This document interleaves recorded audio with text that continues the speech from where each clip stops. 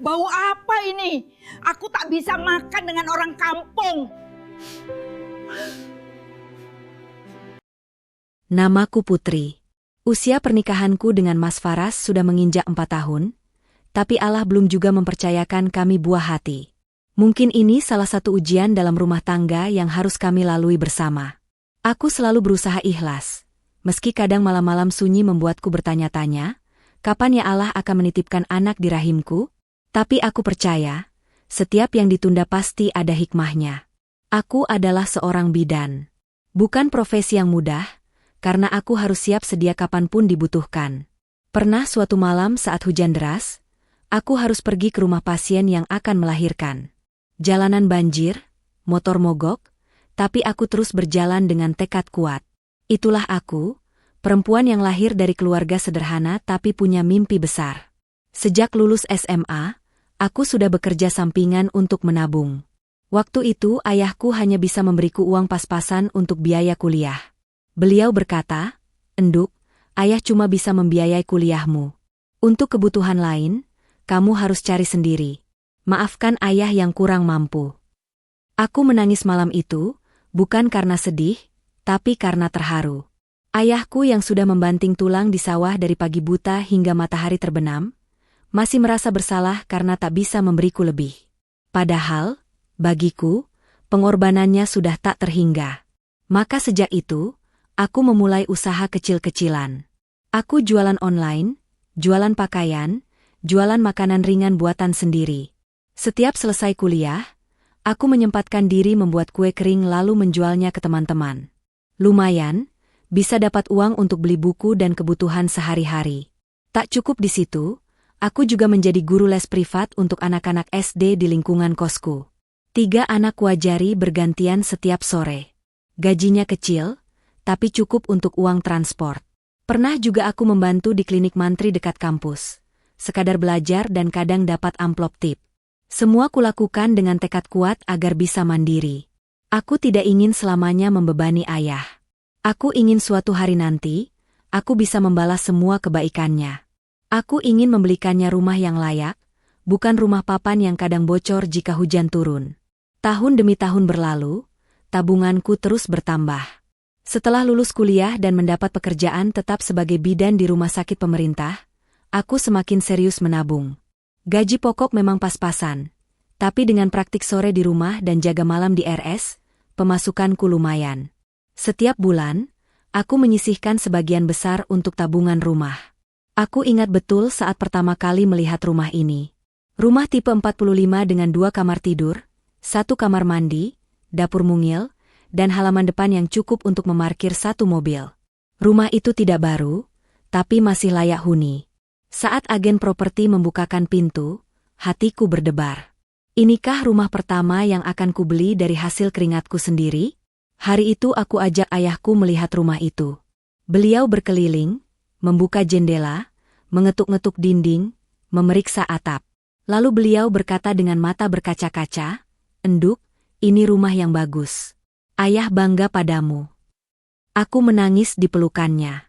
25 tahun aku hidup, dan baru saat itulah aku bisa membeli rumah sendiri. Bukan rumah mewah, memang. Tapi cukup untuk kami bertiga nantinya. Aku, suami, dan siapapun yang akan mengisi hidupku kelak. Mas Faras masuk ke dalam hidupku 2 tahun setelah aku membeli rumah. Kami bertemu di acara pernikahan teman. Saat itu, aku menjadi salah satu panitia, dan dia hadir sebagai tamu undangan. Seorang teman memperkenalkannya sebagai polisi yang bertugas di wilayah kota. "Put, ini Faras. Polisi. Dia baru pindah tugas ke sini," kata temanku. Aku menyapanya ramah, tak lebih. Tapi setelah acara, dia meminta nomor teleponku. Tak disangka, dia rajin mengirim pesan, rajin menanyakan kabar.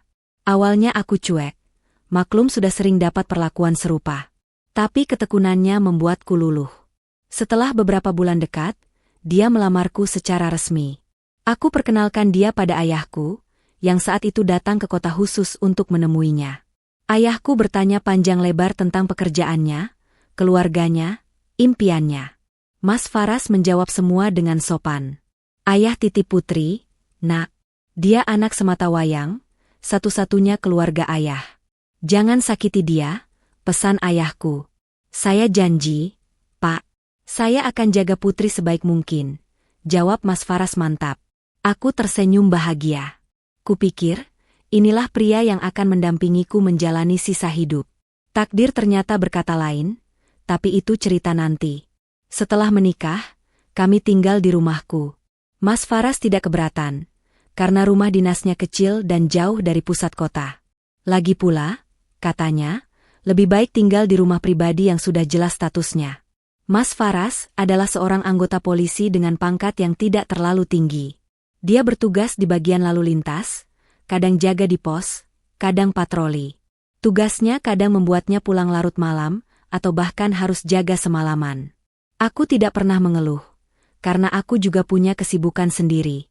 Yang menjadi tantangan dalam pernikahan kami adalah keputusan Mas Faras untuk mengajak ibunya tinggal bersama. Saat itu, 6 bulan setelah menikah, Mas Faras mulai sering bicara tentang ibunya yang tinggal sendirian di kampung. Put, gimana kalau ibu kita ajak tinggal di sini? Tanyanya suatu malam sambil memijat kakiku yang pegal setelah seharian bekerja. Aku menghela napas. Sejujurnya, aku butuh waktu untuk membayangkan hidup serumah dengan mertua.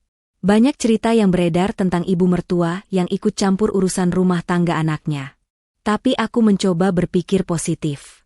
Mas, kamu yakin ibu mau tinggal di kota? Bukannya beliau sudah betah di kampung? Tanyaku hati-hati. Sebenarnya ibu betah, tapi dia sendiri, Put. Nggak ada yang nemenin. Bapak sudah lama meninggal, saudara-saudara jauh. Kasihan kalau sakit atau apa-apa, nggak ada yang tahu, jelas Mas Faras dengan nada memelas. Aku diam sejenak, mempertimbangkan. Di satu sisi, aku mengerti kekhawatiran suamiku. Di sisi lain, aku juga punya kekhawatiran sendiri. Bagaimana nanti dengan privasi kami? Bagaimana kalau ibu mertuaku ternyata sulit diajak kompromi? Tapi aku ingat pesan almarhumah ibuku sebelum meninggal. Enduk, kalau sudah berumah tangga, jaga hubungan dengan mertua. Dia orang tua suamimu, yang melahirkannya dan membesarkannya. Maka kuambil napas dalam-dalam. Ya sudah, kalau itu baik buat Mas dan Ibu, aku setuju. Tapi tolong, Mas, bantu aku biar bisa dekat sama Ibu.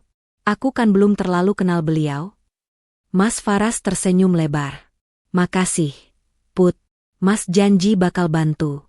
Ibu sebenarnya orangnya baik, cuma kadang ya gitu. Tapi insya Allah kamu bakal betah. 2 minggu kemudian, Ibu Sarah, mertuaku, resmi tinggal bersama kami. Aku menyiapkan kamar tidur untuknya dengan sebaik mungkin. Kubelikan spring bed baru, lemari, dan kipas angin karena dia tidak suka AC.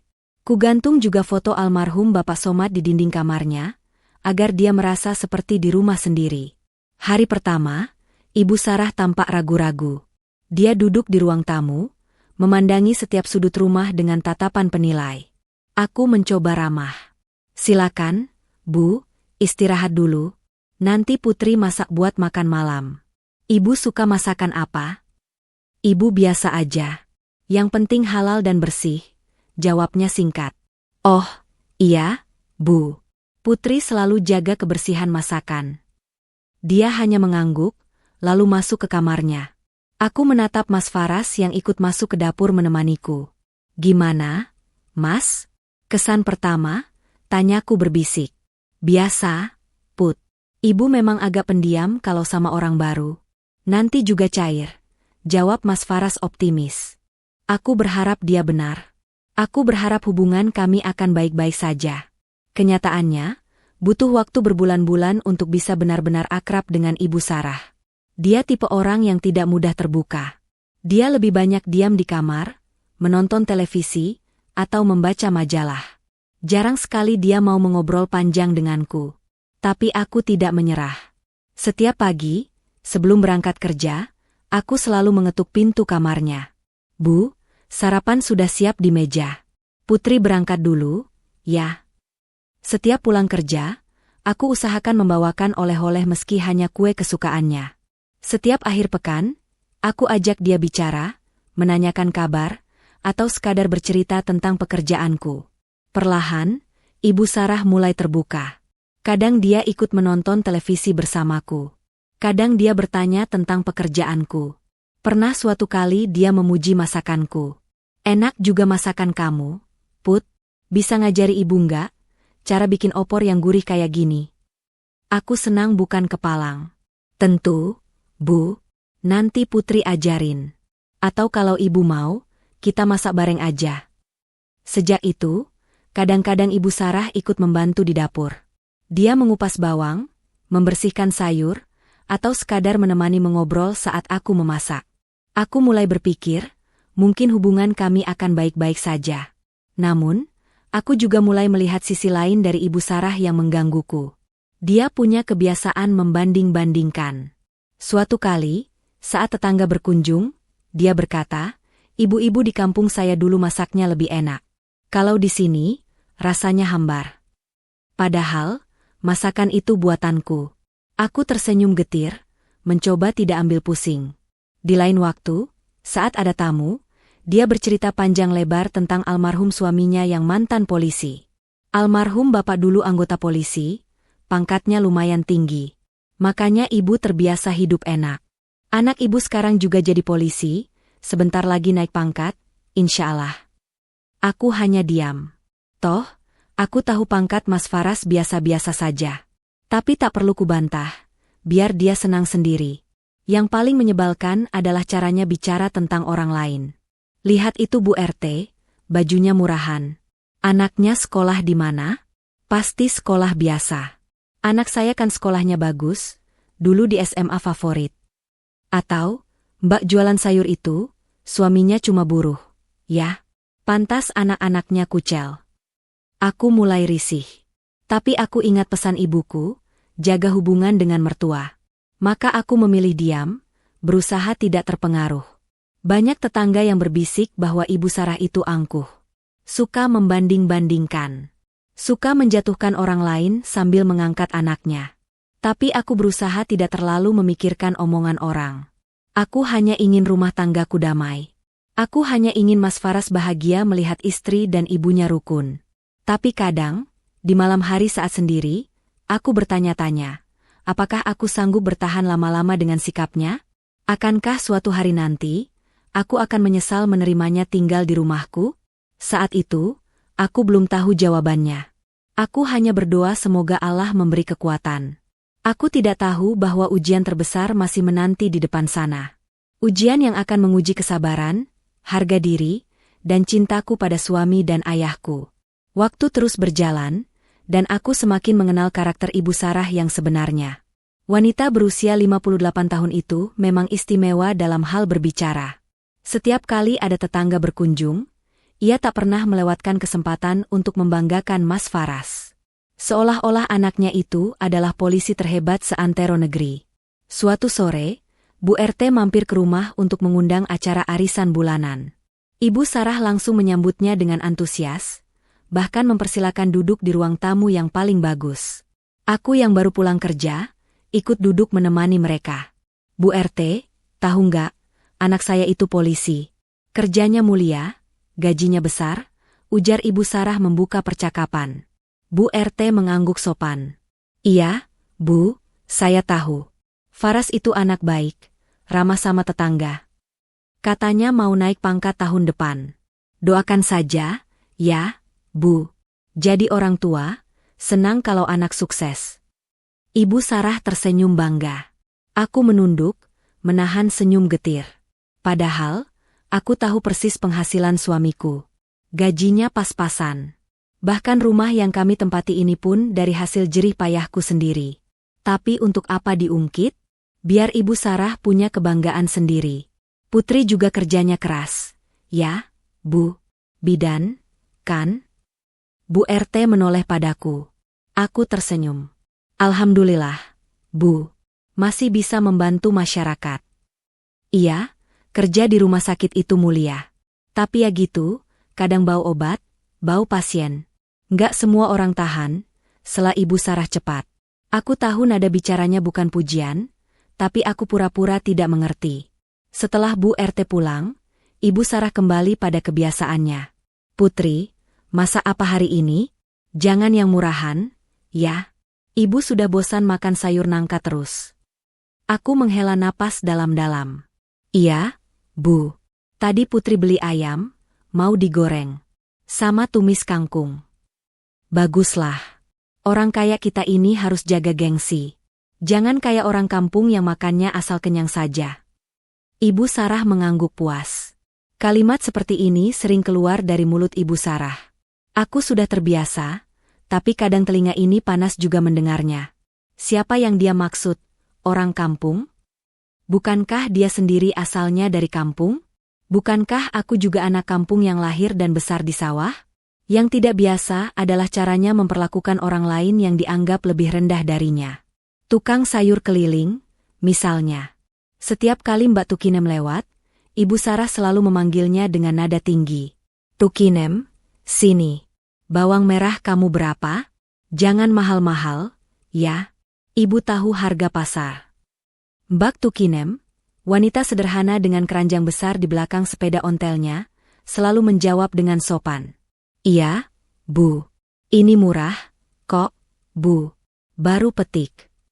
Setelah memilih-milih bawang, Ibu Sarah biasanya akan protes. Ini kok kecil-kecil? Di pasar besar, loh, banyak yang lebih bagus. Kamu jangan curang, ya. Saya nggak curang, Bu.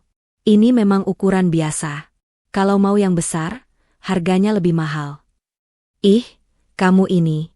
Sudah, ambil ini aja. Ibu kasih harga segini. Aku yang kadang melihat dari jendela, merasa iba pada Mbak Tukinem. Pernah suatu kali, setelah Ibu Sarah masuk, aku panggil Mbak Tukinem ke belakang. Mbak, maaf, ya, kalau ibu saya agak keras. Ini, saya beli sayurnya banyak. Nggak usah dikasih tahu ibu. Mbak Tukinem tersenyum lega. Nggak apa-apa, Bu. Saya sudah biasa. Tapi terima kasih, ya. Ada juga kisah dengan tukang ojek langganan, namanya Pak Dul. Dia biasa mengantar Ibu Sarah ke pasar atau ke pengajian. Suatu hari, Ibu Sarah marah-marah karena Pak Dul datang terlambat 15 menit. Kamu ini, Dul, orang suruh jam 8, datangnya jam setengah 9. Suka-suka kamu, ya? Maaf, Bu, tadi ada ban bocor. Saya harus tambal dulu. Alasan. Dasar tukang ojek, kerjanya nggak profesional. Sudah, ibu nggak mau pakai kamu lagi. Pak Dul hanya bisa pasrah. Aku yang kebetulan lewat, segera menghampiri. Pak Dul, maaf, ya. Ini ongkosnya, terima kasih sudah mengantar.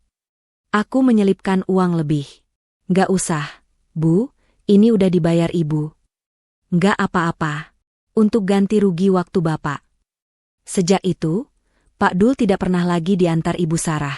Tapi dia tetap mangkal di dekat rumah, dan kadang aku yang menggunakan jasanya. Pembantu rumah tangga juga pernah beberapa kali keluar masuk karena Ibu Sarah. Yang paling ingat adalah Mbak Yuni, gadis muda dari kampung yang baru pertama kali merantau ke kota. Dia rajin, jujur, dan selalu ceria. Tapi Ibu Sarah tidak pernah puas. Yuni, nyapu kok nggak bersih. Sini, Ibu tunjukin. Yuni, masak kok asin gini? Buang aja, bikin lagi. Yuni, kamu pakai baju bagus-bagus amat buat apa? Cuma pembantu. Suatu hari, Mbak Yuni menangis di dapur. Aku dekati dia. Kenapa, Mbak? Nggak apa-apa, Bu. Aku tahu Mbak Yuni kenapa. Maaf, ya, kalau ibu saya keras. Mbak Yuni menggeleng. Bukan cuma keras, Bu. Saya nggak kuat dibilangin terus. Saya juga manusia. Saya kerja sudah sungguh-sungguh. Hari itu juga Mbak Yuni minta berhenti.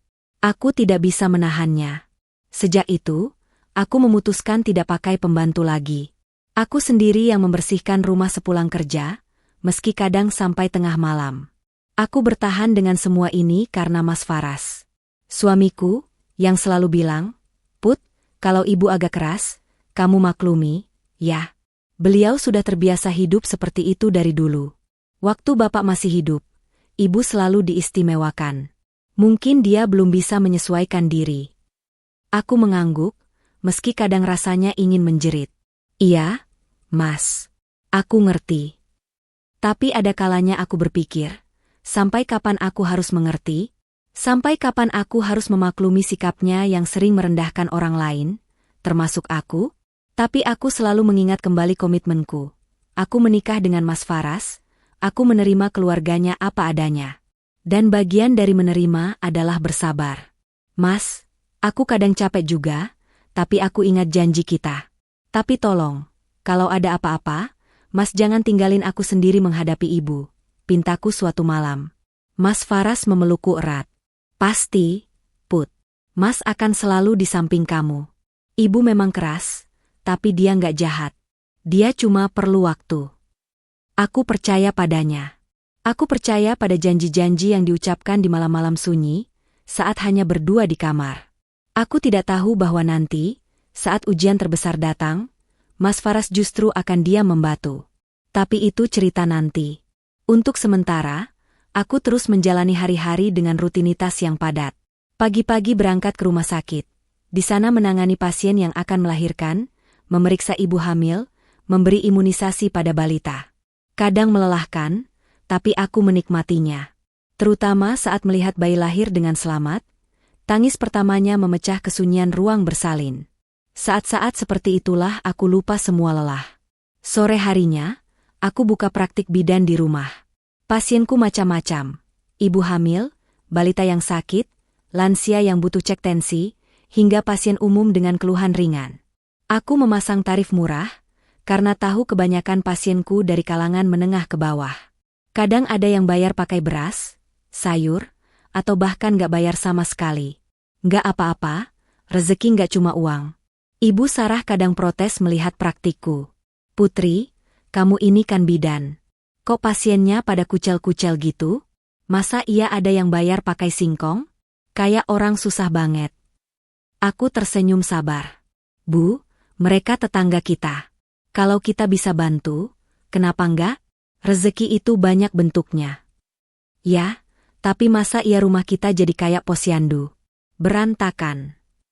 Nanti Putri beresin, Bu. Janji. Meski begitu, Ibu Sarah tidak pernah benar-benar membantu. Dia lebih suka di kamar atau nonton TV. Tapi aku tidak pernah memintanya bantu. Mungkin itu lebih baik, daripada nanti malah jadi masalah baru. Malam hari, setelah praktik tutup, aku biasanya lelah setengah mati. Tapi aku masih harus menyiapkan bekal untuk Mas Faras yang kadang jaga malam. Kadang juga harus masak untuk makan besok. Kadang aku menangis diam-diam di dapur, capek fisik dan mental. Tapi aku selalu ingat ayahku di kampung. Beliau bekerja di sawah dari subuh hingga petang, terkena panas dan hujan, tanpa mengeluh. Aku anaknya, pasti kuat. Di tengah semua kesibukan itu, aku tetap menyempatkan diri menelepon ayah setiap malam, meski hanya sebentar. Menanyakan kabar, mengingatkan makan, memberi kabar bahwa aku baik-baik saja. Enduk, kamu jangan terlalu capek. Istirahat yang cukup, pesan ayah selalu. Iya, yah. Ayah juga jaga kesehatan. Jangan lupa minum obat tensinya. Alhamdulillah, ayah sehat. Doakan ayah, ya. Pasti, yah. Setelah menutup telepon, aku biasanya termenung sebentar. Kangen pada ayah, pada kampung halaman, pada suasana sederhana di mana tak ada yang perlu dijaga gengsi. Di mana orang makan dengan lahap, tanpa perlu memikirkan bau atau status. Di mana senyum tulus lebih berharga dari segala kemewahan. Tapi inilah pilihanku. Aku menikah dengan Mas Faras, dan aku menerima konsekuensinya. Aku harus kuat, untuk diriku sendiri, untuk pernikahanku, dan untuk ayahku yang selalu mendoakanku dari kejauhan. Sambil memandang langit malam dari jendela kamar, aku berdoa dalam hati. Ya Allah, berikan aku kekuatan. Kuatkan hatiku menghadapi semua ujian ini. Lindungi ayahku di kampung, jauhkan dari penyakit. Dan tolong, dekatkan hati Ibu Sarah denganku. Aku ingin kami benar-benar menjadi keluarga, bukan sekadar orang serumah. Doa itu kupanjatkan tulus. Tak tahu bahwa takdir sudah menulis cerita lain. Cerita yang akan menguji batas kesabaranku, dan pada akhirnya, membawa kami semua pada pelajaran berharga tentang arti kerendahan hati. Hari itu, Seperti biasa, aku pulang dalam keadaan lelah setelah seharian menangani pasien di rumah sakit. 3 orang ibu melahirkan dalam satu shift, ditambah 2 pasien keguguran yang harus mendapatkan perawatan intensif. Rasanya seluruh energi terkuras habis. Yang kuinginkan hanyalah rebahan di kamar, makan malam, lalu tidur. Namun, Allah punya rencana lain. Saat aku baru saja merebahkan badan di sofa ruang tamu, ponselku berdering. Nama, ayah, muncul di layar. Seketika, rasa lelah itu sirna.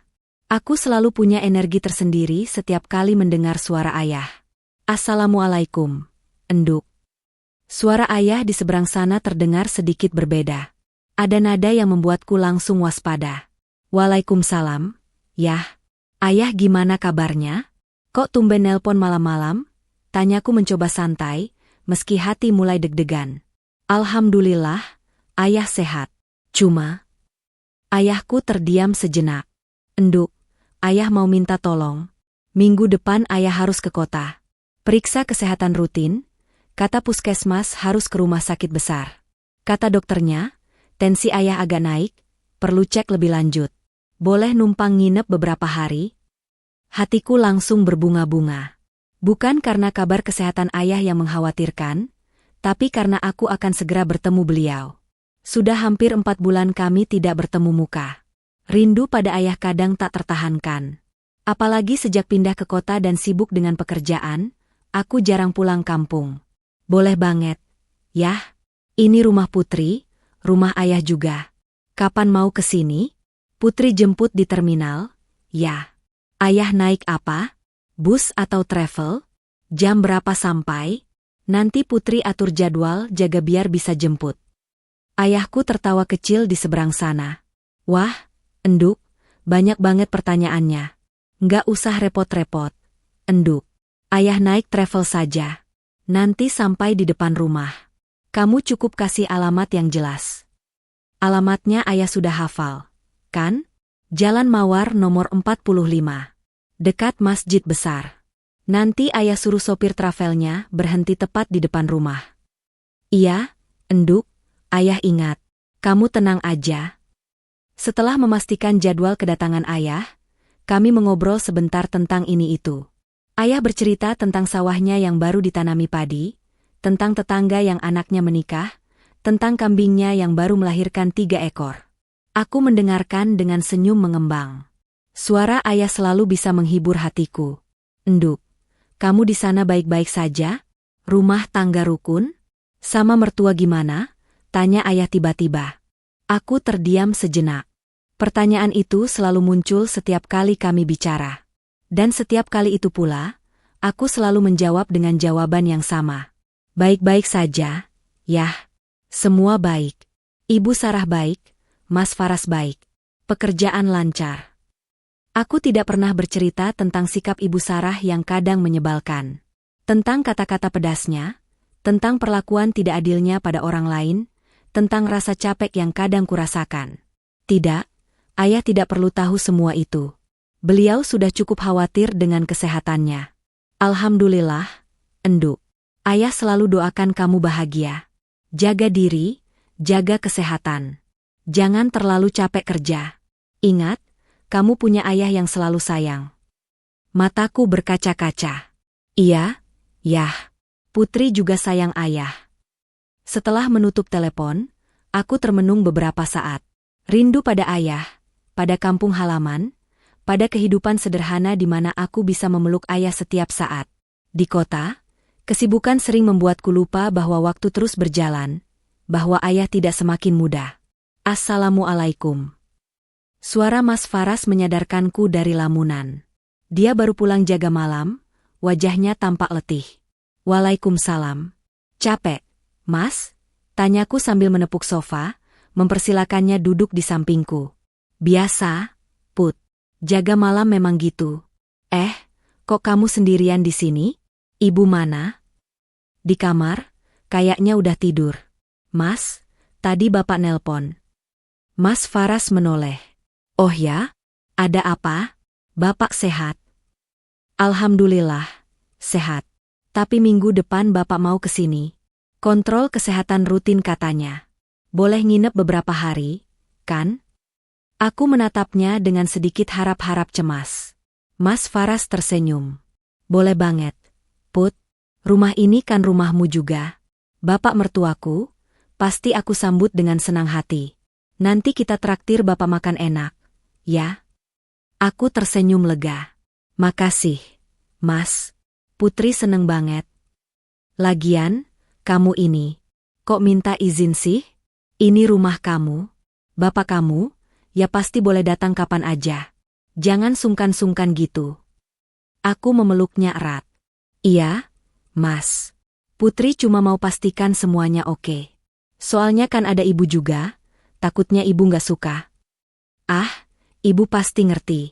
Lagian bapak kan tamu, masa nggak boleh? Santai aja, Put. Aku melirik ke arah kamar Ibu Sarah. Pintunya tertutup rapat, tidak ada suara apapun. Aku berharap Mas Faras benar. Berharap Ibu Sarah akan menerima kedatangan ayahku dengan lapang dada. Tapi di dalam hati, ada firasat kecil yang mengganggu. Firasat yang kemudian terbukti benar. Keesokan paginya, saat sarapan, aku memberitahu Ibu Sarah. Bu, minggu depan Bapak mau kesini. Mau kontrol kesehatan. Boleh nginep beberapa hari. Ibu Sarah yang sedang menyuap bubur, berhenti sejenak. Ekspresinya tidak berubah, tapi aku bisa merasakan ada sesuatu yang berbeda di raut wajahnya. Oh iya, terserah. Jawabannya singkat, tanpa antusiasme. Aku mencoba membaca situasi. Nanti Bapak tidur di kamar tamu aja, Bu. Putri sudah siapin. Tak ada senyum, tak ada sambutan hangat. Aku menghela napas dalam hati. Mungkin beliau memang tidak terbiasa dengan tamu. Mungkin juga ada urusan pribadi. Aku memilih mengabaikan firasatku dan fokus mempersiapkan kedatangan ayah. Sepekan terasa lama. Setiap malam aku berdoa agar semuanya lancar. Agar ayah betah di sini. Agar Ibu Sarah bisa menerimanya. Agar tidak ada masalah. Aku bahkan membersihkan rumah lebih ekstra. Kamar tamu kusiapkan dengan sprei baru, bantal empuk, dan selimut hangat.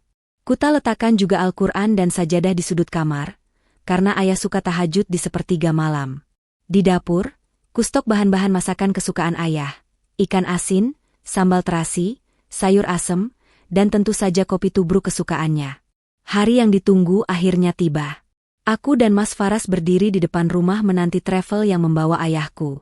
Jam menunjukkan pukul 3 sore, tapi mentari masih terik menyengat. Aku tidak peduli. Yang penting, aku bisa melihat ayahku secepatnya. Sabaran, Put. Bentar lagi sampai, hibur Mas Faras melihatku mondar-mandir gelisah. Aku sudah bolak-balik ke ujung jalan sejak 1 jam yang lalu. Iya, Mas. Deg-degan soalnya. Akhirnya, sebuah travel putih berhenti di depan rumah. Dari dalam, sosok yang sangat kurindukan muncul. Bapak Karta, dengan baju koko lusuh dan peci hitam yang sudah pudar warnanya, melangkah turun sambil membawa tas besar. Rambut putihnya makin banyak, kumisnya agak memanjang, dan jalannya sedikit membungkuk. Tapi matanya masih sama, teduh dan penuh kasih. Ayah. Aku berlari memeluknya erat. Bau khas ayah, campuran tembakau, kopi, dan keringat, membuatku langsung rindu kampung halaman. Wes, enduk. Sudah gede kok nangis-nangis. Ucap bapak sambil tertawa, meski aku bisa melihat matanya berkaca-kaca. Tangannya yang kasar mengusap kepalaku dengan lembut, seperti waktu aku masih kecil dulu. Mas Faras menyambut ayahku dengan hormat, menjabat tangan dan mencium punggung tangannya. Mari, Pak, masuk. Istirahat dulu. Pasti capek habis perjalanan. Alhamdulillah, nggak capek. Nak, di travel enak. Bisa tidur? Jawab ayahku ramah. Kami masuk ke dalam rumah. Aku mempersilakan ayah duduk di ruang tamu, mengambilkan minum, dan mengipasinya. Mataku mencari-cari Ibu Sarah. Tidak ada di ruang tamu. Kudapati ia sedang berbaring di kamar dengan pintu setengah terbuka. Bu, Bapak sudah datang. Panggilku dari luar pintu. Iya, Ibu capek. Mau tidur dulu. Jawabnya singkat, tanpa beranjak dari tempat tidur. Aku menghela napas lagi. Tapi cepat-cepat kuhapus perasaan tak enak itu. Mungkin beliau benar-benar capek. Atau mungkin kurang enak badan. Ajak ayahku duduk di ruang tamu, kutawarkan minum, dan kuceritakan banyak hal. Gimana pemeriksaannya nanti? Yah? Sudah dapat jadwal? Sudah, Enduk. Lusa pagi. Tadi ayah sudah telepon rumah sakit. Kata petugasnya jam 8 pagi. Nggak usah repot-repot antar, ayah bisa naik angkot. Ah, ayah ini, Putri antar, dong. Masa ayah sendiri naik angkot? Nggak apa-apa, Enduk. Kamu kan kerja. Nggak usah bolos cuma antar ayah. Putri bisa atur jadwal jaga, yah. Tenang aja. Mas Faras ikut nimbrung. Iya, Pak, biar kami yang antar. Saya bisa ambil cuti sehari. Wajah ayah berseri-seri. Wah, kebangetan baiknya kalian. Makasih, ya, nak. Makasih, Enduk. Selama 3 hari berikutnya, aku berusaha menyenangkan hati ayah. Setiap pulang kerja, kusempatkan memasak makanan kesukaannya. Sayur asem, ikan goreng, sambal terasi, dan lalapan mentah. Aku tahu ayah suka makanan sederhana, bukan makanan mewah. Enak banget masakan anakku.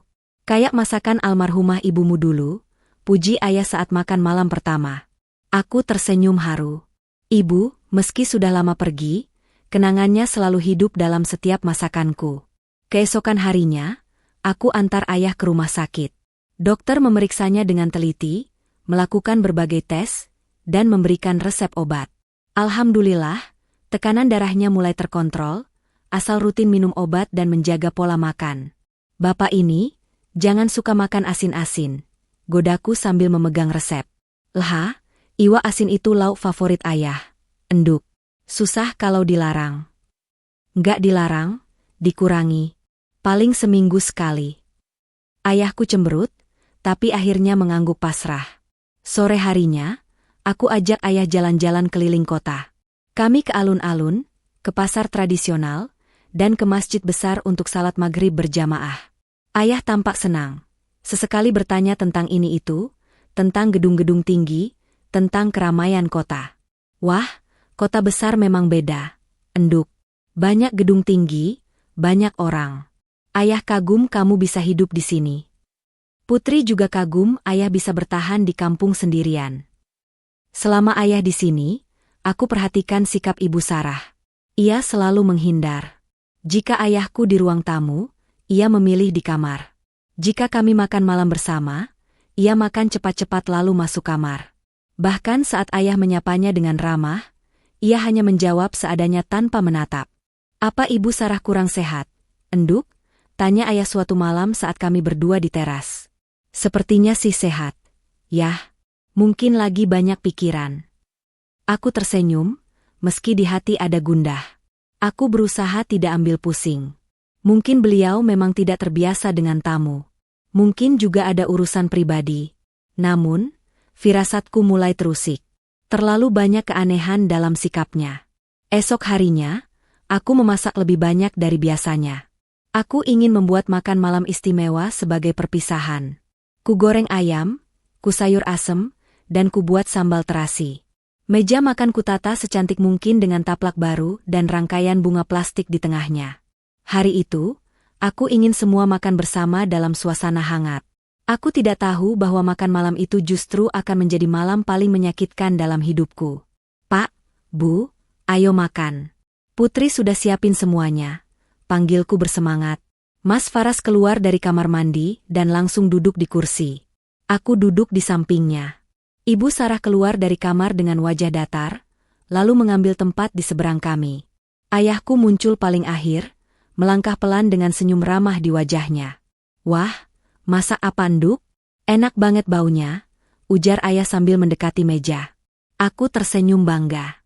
Iya, yah, Putri masak. Tiba-tiba, suasana hangat itu hancur dalam sekejap. Ibu Sarah berdiri setengah berteriak. Hidungnya kembang kempis seperti mencium sesuatu yang sangat tidak sedap. Matanya menatap tajam ke arah ayahku yang masih berdiri, belum sempat duduk. Dan kata-kata berikutnya akan membekas di hatiku selamanya. Bau busuk apa ini? Kata-kata Ibu Sarah meledak di ruang makan yang sunyi. Semua orang terhenyak. Aku berdiri membeku, belum sepenuhnya memahami apa yang baru saja terjadi. Ibu Sarah berdiri setengah berteriak. Hidungnya kembang kempis seperti mencium sesuatu yang sangat tidak sedap. Wajahnya berkerut dengan ekspresi jijik yang tak disembunyikan. Aku melihat matanya menatap tajam ke arah ayahku yang masih berdiri di dekat kursi, belum sempat duduk. Aku tak bisa makan dengan orang kampung. Sambungnya dengan nada penuh penghinaan. Dunia serasa berhenti berputar. Aku tidak percaya dengan apa yang baru saja kudengar. Kata-kata itu terasa seperti pisau yang menusuk ulu hatiku. Ayahku? Orang kampung? Dengan nada hina seperti itu? Bu, maksud ibu apa? Tanyaku dengan suara bergetar. Aku berusaha tetap tenang, meski tangan sudah gemetar. Maksud ibu? Kamu sendiri buta dan tuli? Lihat itu tamumu, bajunya lusuh, bau sawah, bau kandang ayam. Pantaskah dia duduk semeja dengan kita? Ibu ini istri polisi, Faras ini polisi, kita orang terhormat. Cecar Ibu Sarah tanpa rasa bersalah. Matanya menyala-nyala, seolah dia benar dan berhak bicara seperti itu. Aku menatap ayahku. Beliau hanya terdiam, wajahnya pucat pasi. Tidak ada marah di matanya, hanya kesedihan yang dalam. Ayahku, petani sederhana yang seumur hidup bekerja di sawah, kini dipermalukan seperti ini di depan putrinya sendiri. Aku menatap Mas Faras. Suamiku itu hanya menunduk. Tak berani menatap mataku atau ayahku. Wajahnya pucat, tangannya memegang erat kursi, tapi ia diam 1000 bahasa. Ia diam saat ibunya menghina ayahku. Ia diam saat istrinya dihancurkan hatinya. Mas diam saja. Lihat bagaimana ibumu bicara pada bapak.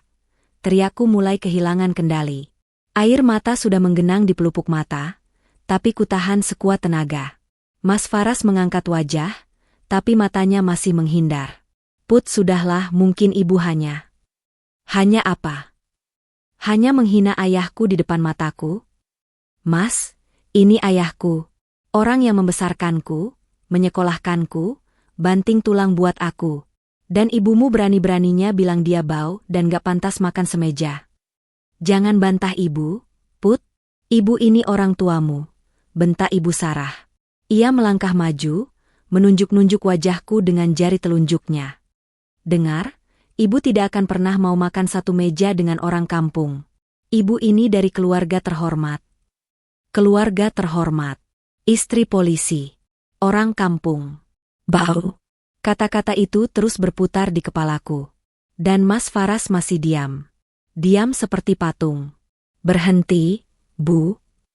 Aku tak tahan lagi. Ibu bicara soal keluarga terhormat? Ibu bicara soal pantas tidak pantas?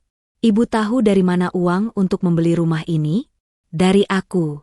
Dari kerja kerasku. Bukan dari Mas Faras, bukan dari ibu.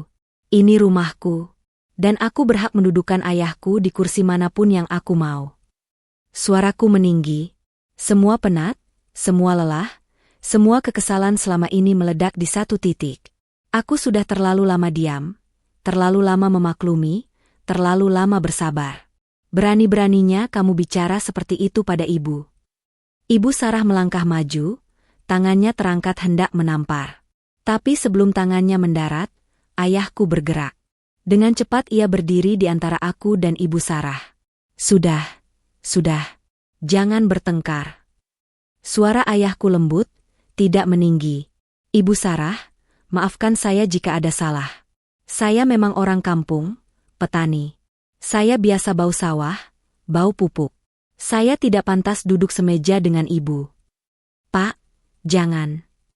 Aku menarik tangan ayah. Jangan minta maaf. Ibu yang salah. Sudah, enduk. Ayahku menatapku dengan mata teduh. Ada luka di sana, tapi ia berusaha menyembunyikannya. Bapak enggak masalah. Biar bapak makan di bawah saja. Bapak enggak mau lihat kamu bertengkar gara-gara bapak. Tidak, Pak. Ini rumah Putri. Tidak ada yang berhak. Putri, dengerin bapak. Suara ayah lembut tapi tegas. Tangannya mengusap puncak kepalaku, seperti waktu aku kecil dulu. Bapak enggak mau kamu ribut sama mertua karena bapak. Bapak sudah tua, nggak perlu harga diri. Yang penting kamu bahagia. Biar bapak makan di bawah. Ayahku mengambil piring dari meja. Dengan tangan yang sedikit gemetar, ia mengambil sedikit nasi dan lauk. Lalu, tanpa menatap siapapun, ia berjalan menuruni tangga menuju lantai bawah. Ia duduk di lantai dengan alas seadanya, hanya selembar koran bekas yang ia ambil dari meja tamu. Aku melihatnya dari atas. Ayahku, petani kampung yang tak pernah mengeluh, yang selalu bekerja keras untukku, kini duduk di lantai rumah yang kubeli dengan keringatku sendiri.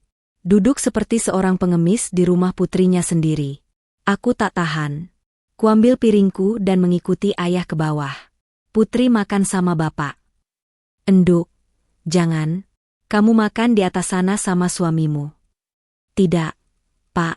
Putri makan sama bapak. Di sini atau dimanapun, Putri akan selalu bersama bapak. Di lantai itu, kami berdua makan dalam diam. Aku tak bisa menahan air mata. Butir demi butir air mata jatuh bercampur nasi yang kumakan.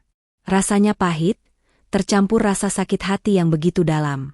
Ayahku, yang melihatku menangis, meletakkan tangannya di punggungku. Sudah, Enduk, jangan nangis. Bapak ikhlas. Yang penting kamu gak usah bertengkar. Rumah tangga itu lebih berharga daripada harga diri bapak. Tapi, Pak, ini nggak adil. Ibu Sarah tinggal di rumah ini gratis, tapi berani-beraninya. Sudah, Enduk. Bapak tahu kamu sayang bapak. Tapi jangan hancurkan rumah tanggamu gara-gara ini. Bapak besok sudah pulang. Kamu akan tetap hidup di sini bersama mereka. Jangan sampai ada dendam. Aku hanya bisa mengangguk, meski hatiku menjerit. Di atas, kudengar suara piring dan sendok. Ibu Sarah dan Mas Faras makan dengan tenang di meja makan. Tak ada suara, tak ada diskusi. Mereka makan seperti tidak terjadi apa-apa. Seolah menghina ayahku dan memakannya di lantai adalah hal biasa. Malam itu, setelah selesai makan, aku membantu ayah membereskan piring. Kami tidak banyak bicara. Saat ayah masuk ke kamar tamu, ia menoleh padaku. Enduk, apapun yang terjadi, ingatlah bahwa bapak selalu sayang kamu. Jangan pernah lupa itu. Aku memeluknya erat. Putri juga sayang bapak. Maafin Putri, yah. Putri nggak bisa jaga bapak di rumah sendiri. Bapak nggak apa-apa. Bapak bahagia lihat kamu sukses. Itu sudah cukup. Aku menangis lagi di dadanya. Ayahku yang mulia, yang tak pernah membalas kejahatan dengan kejahatan, yang selalu mengajarkan kebaikan meski diperlakukan buruk. Malam semakin larut. Aku duduk di kamar, menatap langit-langit. Air mata tak berhenti mengalir. Aku berpikir, apakah ini harga dari pernikahan? Apakah ini artinya berbakti pada mertua? Haruskah aku membiarkan ayahku diperlakukan seperti ini demi keutuhan rumah tangga? Tak lama kemudian, pintu kamar terbuka. Mas Faras masuk dengan wajah muram. Ia duduk di tepi tempat tidur, mencoba meraih tanganku. Put, maafin aku. Aku menarik tanganku. Maaf? Kamu bilang maaf? Setelah apa yang terjadi, cuma maaf. Aku nggak tahu harus ngomong apa. Ibu memang. Jangan lagi, Mas. Jangan lagi bela ibumu. Cukup. Aku duduk, menatapnya tajam. Kenapa kamu diam saja? Kenapa nggak bilang apa-apa? Itu ayahku, Mas, dan ibumu menghinanya di depan kita. Aku nggak bisa, Put. Dia ibuku. Melahirkanku, membesarkanku. Aku nggak bisa melawan dia. Lalu aku istrimu. Bukankah kita satu keluarga? Bukankah dalam pernikahan kita harus saling membela? Atau kamu lupa janji kita? Aku nggak lupa, Put. Tapi situasinya rumit. Rumit? Yang rumit apa? Mas, ibumu salah, itu jelas. Dan kamu diam. Kamu pilih diam daripada bela kebenaran. Mas Faras tertunduk. Ia tak bisa membantah. Kamu pengecut, Mas. Aku tak bisa menahan kata itu keluar. Wajah Mas Faras memerah. Apa katamu? Pengecut. Takut sama ibumu. Lebih takut sama ibumu daripada kehilangan istri. Jaga bicaramu, Put, jaga bicaramu sendiri. Atau jaga ibumu. Dia yang harusnya malu, dia yang numpang di rumahku, tapi berani-beraninya menghina ayahku. Mas Faras terdiam. Ia tak bisa membantah. Ia tahu aku benar. Tapi harga dirinya sebagai suami dan anak mungkin mencegahnya mengakui itu. Malam itu, Mas Faras memilih tidur di ruang tengah. Aku tidur di kamar sendiri, menangis sampai tertidur. Dalam tidur, aku bermimpi ayahku tersenyum padaku di tengah sawah. Ia melambai, lalu berjalan menjauh hingga hilang di telan kabut. Pagi harinya, aku bangun dengan mata bengkak. Kulihat jam menunjukkan pukul 6. Aku segera bergegas ke kamar tamu. Pintu terbuka, kamar kosong. Sprei sudah dirapikan, bantal ditata, dan tas ayah tidak ada di sudut kamar. Hatiku langsung panik.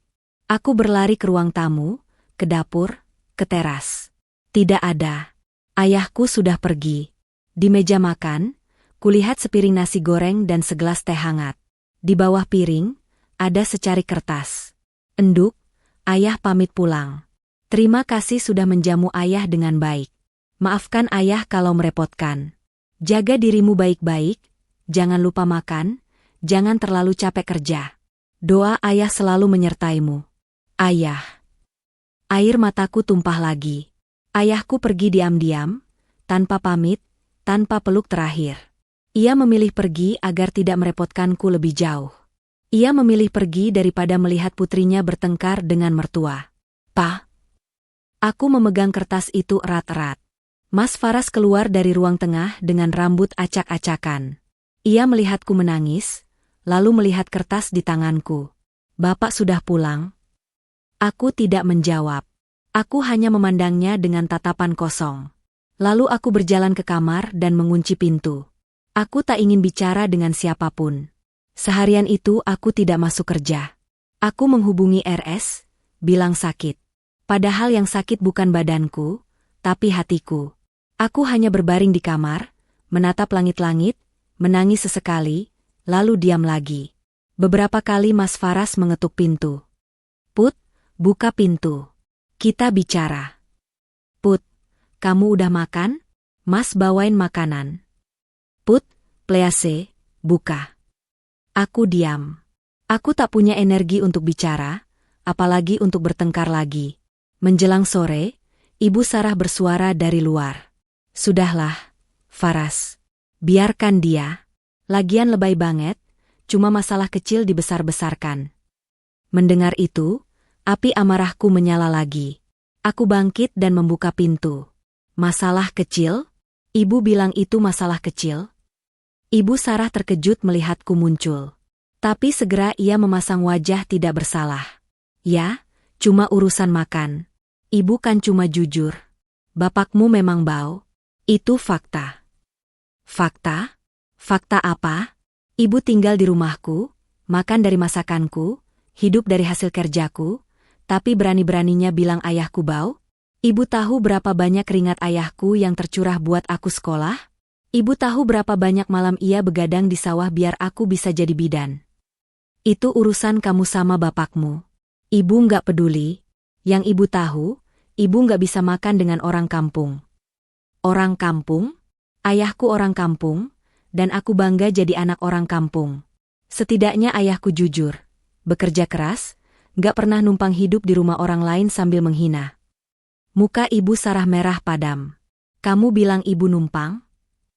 Ya, ibu numpang. Rumah ini milikku. Aku yang beli dengan kerja kerasku. Bukan Mas Faras, bukan ibu. Jadi kalau ibu nggak suka dengan ayahku, silakan keluar dari rumahku. Kurang ajar kamu. Ibu Sarah mengangkat tangan, tapi kali ini aku tangkis. Jangan coba-coba tampar aku lagi, Bu. Aku bukan istri yang bisa diperlakukan seenaknya. Mas Faras yang sedari tadi diam, akhirnya bersuara. Put, stop. Jangan gitu sama ibu. Aku menatapnya. Akhirnya bicara juga kamu. Tapi kenapa baru sekarang? Kenapa enggak dari semalam pas ibumu hina ayahku? Aku sudah bilang, aku enggak bisa. Enggak bisa apa? Enggak bisa bedakan mana yang benar mana yang salah? Ibumu salah, Mas. Dan kamu diam saja. Kamu lebih takut sama ibumu daripada kehilangan istri. Itu nggak benar. Apa yang nggak benar? Coba lihat, Mas. Selama ini aku kerja banting tulang, aku yang biayai semua kebutuhan rumah. Ibu tinggal di sini gratis, makan gratis, aku layani sebaik mungkin. Tapi saat ayahku datang sekali, diperlakukan seperti sampah. Dan kamu diam. Mas Faras terdiam. Ia menunduk, tidak bisa menatap mataku. Kamu pengecut, Mas Faras. Pengecut. Kata itu terasa begitu pahit keluar dari mulutku. Tapi itulah kenyataannya. Put, jangan bilang gitu. Mas mohon. Aku minta cerai, Mas. Mas Faras terperanjat. Wajahnya pucat pasi. Apa? Put, jangan main-main. Aku serius. Aku nggak bisa hidup dengan orang yang nggak bisa membela kebenaran. Aku nggak bisa hidup dengan suami pengecut. Jangan, Put. Kita bisa bicarakan baik-baik.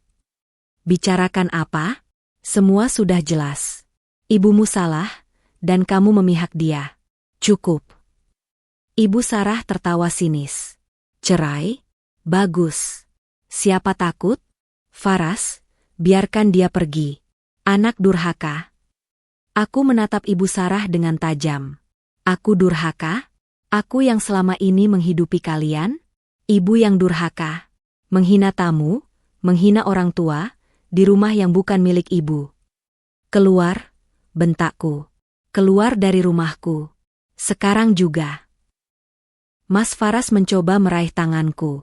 Put, jangan gitu. Ini rumah kita. Mas mohon, tenang dulu. Aku sudah tenang, Mas.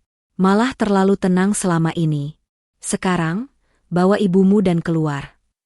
Malam itu juga, dengan wajah kesal, Ibu Sarah mengemasi barang-barangnya. Ia terus mengomel, menyebutku anak durhaka, istri tak tahu diri, dan berbagai makian lainnya. Mas Faras hanya diam, membantu ibunya membereskan barang tanpa banyak bicara. Saat mereka berdiri di depan pintu, Mas Faras menatapku dengan mata berkaca-kaca.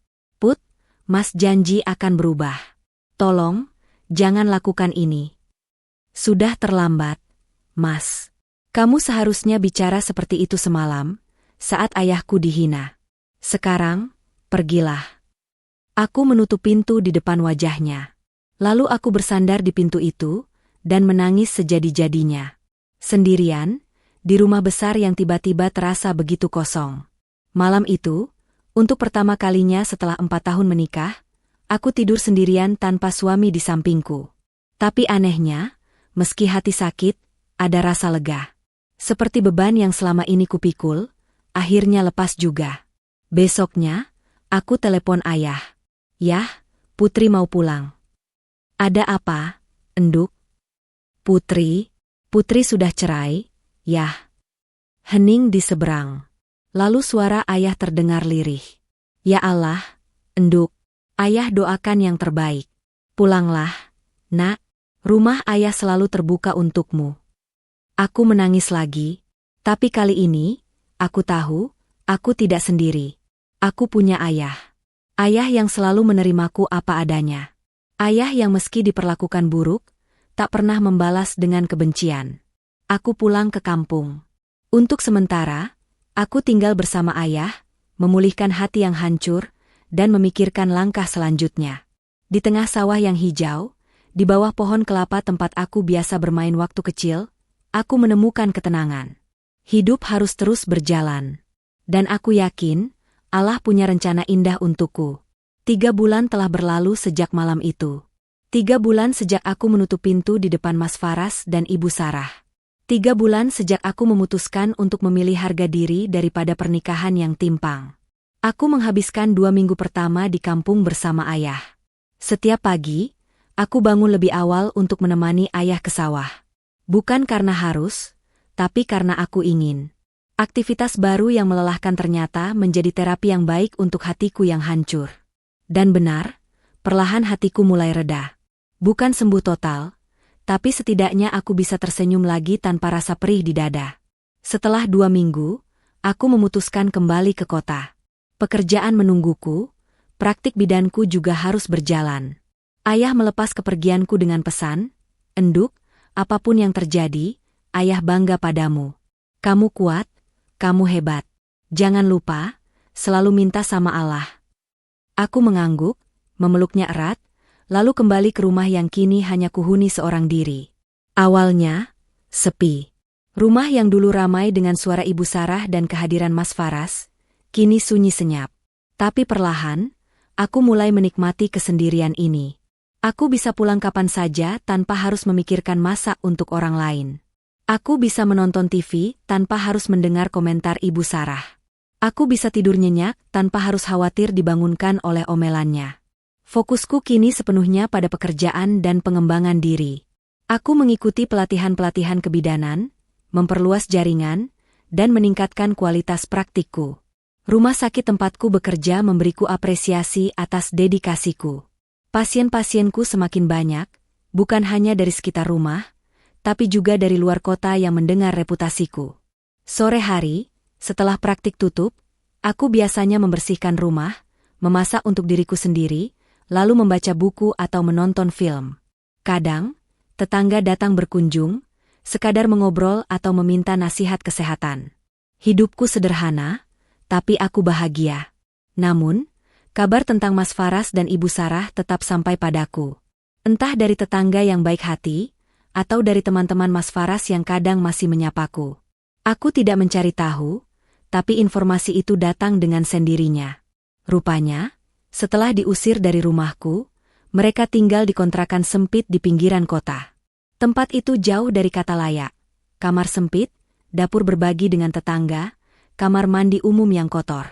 Jauh berbeda dengan rumahku yang nyaman dengan 2 kamar tidur, kamar mandi dalam, dan dapur pribadi. Ibu Sarah yang terbiasa hidup enak di rumahku, tak henti-hentinya mengeluh. Tetangga yang tinggal di dekat kontrakan mereka bercerita, hampir setiap hari suara ribut-ribut terdengar dari dalam. "Faras, kok kecil banget kontrakannya? Dulu di rumah Putri kamar ibu luas banget. Ada AC, ada TV sendiri. Di sini panas, sumpek, nggak betah." "Bu, sabar. Ini dulu yang bisa kita sewa," jawab Mas Faras dengan sabar. "Sabar, sabar. Ibu sudah sabar. Tapi kapan kamu bisa beli rumah seperti punya Putri? Kamu ini polisi, harusnya bisa cari uang lebih." "Ibu, gaji saya cuma segitu. Nggak bisa beli rumah sebagus itu. Ya cari sampingan. Jualan, investasi, apa gitu. Ibu mau beli ini, mau beli itu. Ibu nggak betah di sini." Tekanan Ibu Sarah terus bertambah. Setiap hari ia merengek minta ini itu, minta uang lebih, minta fasilitas lebih. Mas Faras yang gajinya pas-pasan, dituntut menghasilkan lebih banyak uang. Ia mulai lembur, mengambil tugas-tugas tambahan, bahkan pinjam uang ke sana kemari untuk memenuhi permintaan ibunya. Tapi itu tidak cukup. Ibu Sarah terus mendesak.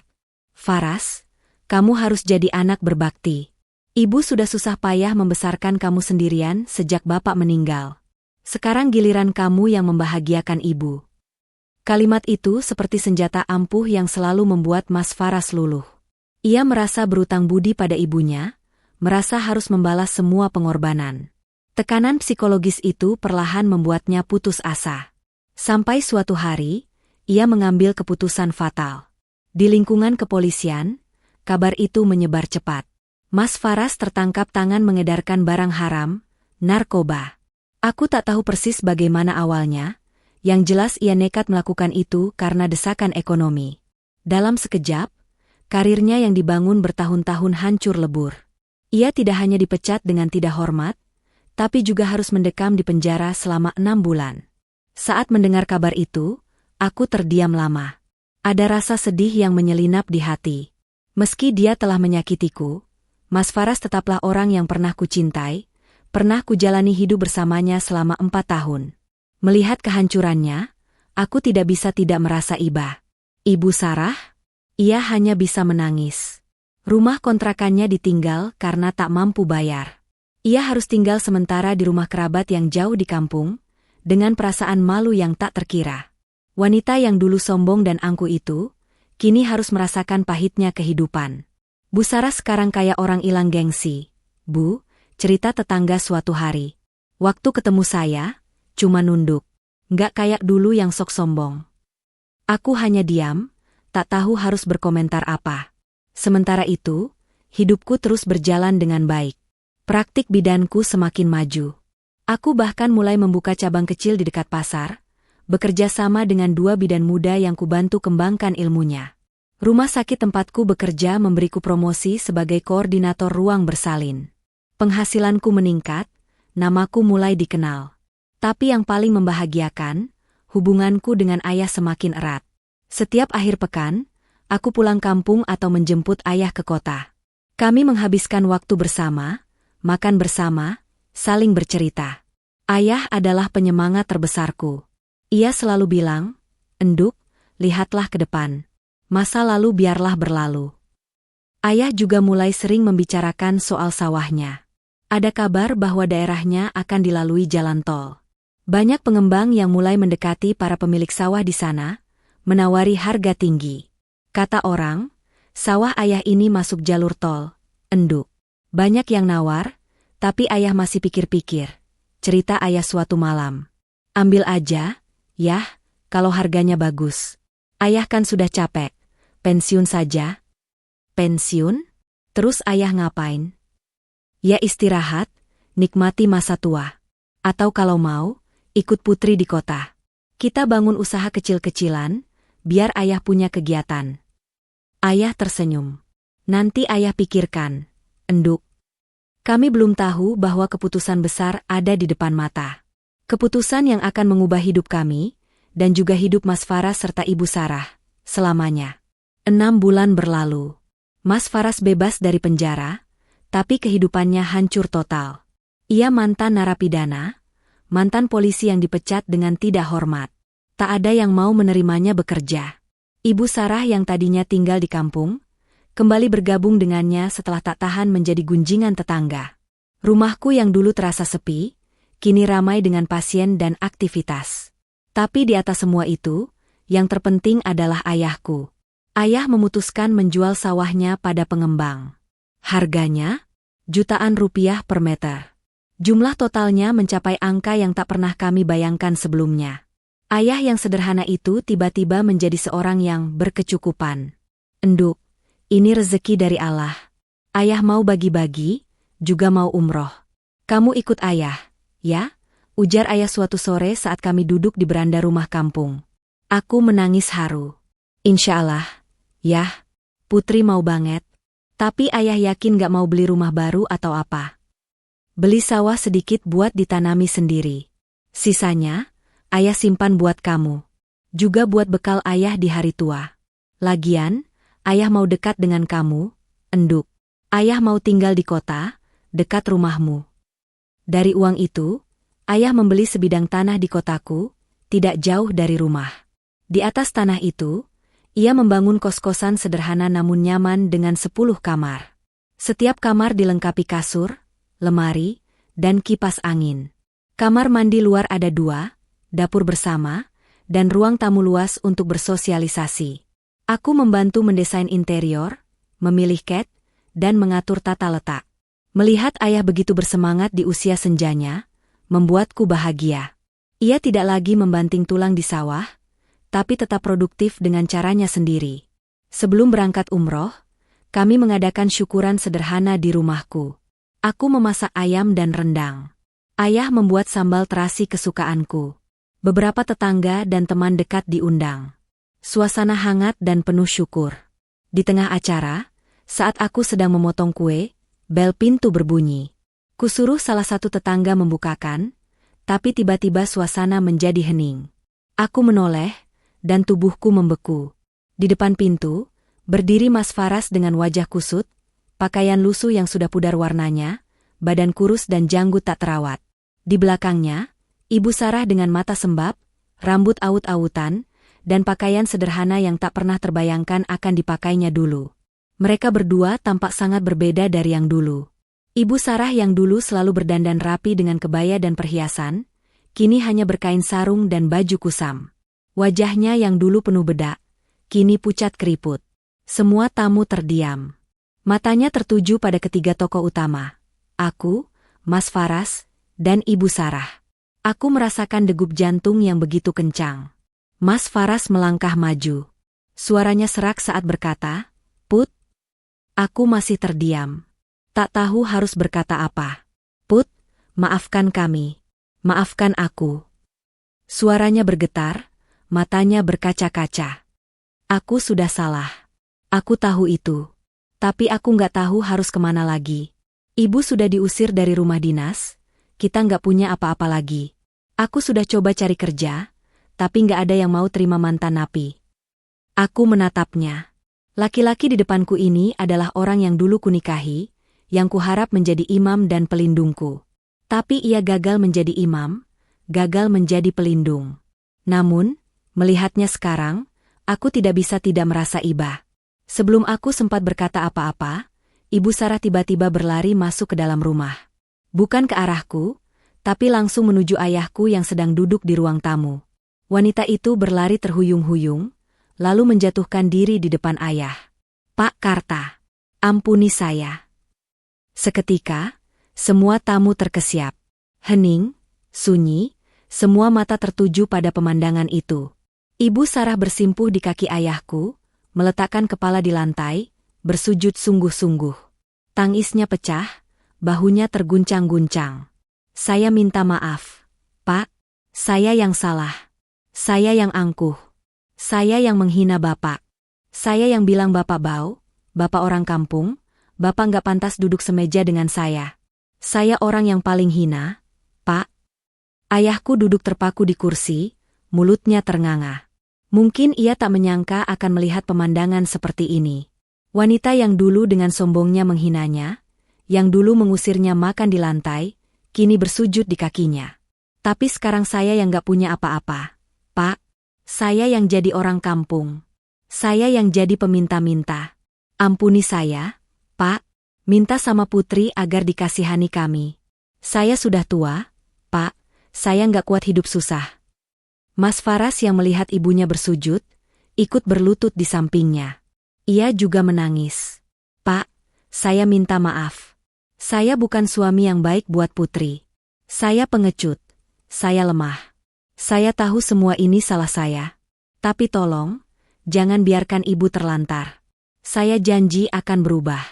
Saya akan kerja apapun." Aku berdiri membeku di dekat meja, masih dengan pisau kue di tangan. Berbagai perasaan campur aduk di dada. Marah, iba, benci, kasihan. Inikah saat yang kunanti? Inikah saat pembalasan? Melihat orang yang dulu menyakitiku kini bersujud memohon ampun? Beberapa tamu mulai berbisik. Ada yang terlihat iba, ada yang diam 1000 bahasa. Seorang tetangga tua menghampiriku. "Bu, sebaiknya Bu Putri bicara sama Bapak. Ini keluarga, harus diselesaikan baik-baik." Aku menghela napas panjang, lalu berjalan mendekati ayah. Ayahku masih duduk diam, menatap dua manusia yang bersujud di depannya. Air mata mulai mengalir di pipi keriputnya. Ayah menatapku, mencari persetujuan. Aku meraih tangannya dan mengangguk pelan. Apapun keputusan ayah, aku akan terima. Beliau telah mengajarkanku tentang maaf, tentang ketulusan, tentang memandang manusia dengan kasih sayang bukan dendam. Ayahku menghela napas panjang. Lalu dengan suara lembut, ia berkata, "Ibu, tolong bangun. Saya ini cuma petani kampung. Nggak pantas dapat sujud dari orang seperti ibu." "Jangan bilang gitu, Pak. Saya yang nggak pantas. Saya yang salah. Saya hina Bapak. Saya usir Bapak, tapi sekarang saya yang minta-minta. Saya malu, Pak. Tapi saya nggak tahu harus kemana lagi." Ayahku berdiri, lalu dengan lembut mengangkat Ibu Sarah. "Ibu, duduk dulu. Tenangkan diri." Ibu Sarah duduk di kursi, masih terisak-isak. Mas Faras ikut duduk di sampingnya, menunduk dalam. Aku berdiri di samping ayah, masih belum bisa berkata apa-apa. Ayahku memandang mereka berdua dengan tatapan yang sulit kubaca. Lalu ia berkata pelan, "Begini, Bu, saya memang punya kos-kosan di dekat sini. Masih ada kamar kosong. Kalau Ibu dan Faras mau, silakan tinggal di sana. Saya juga punya motor yang gak terpakai, bisa buat Faras cari nafkah.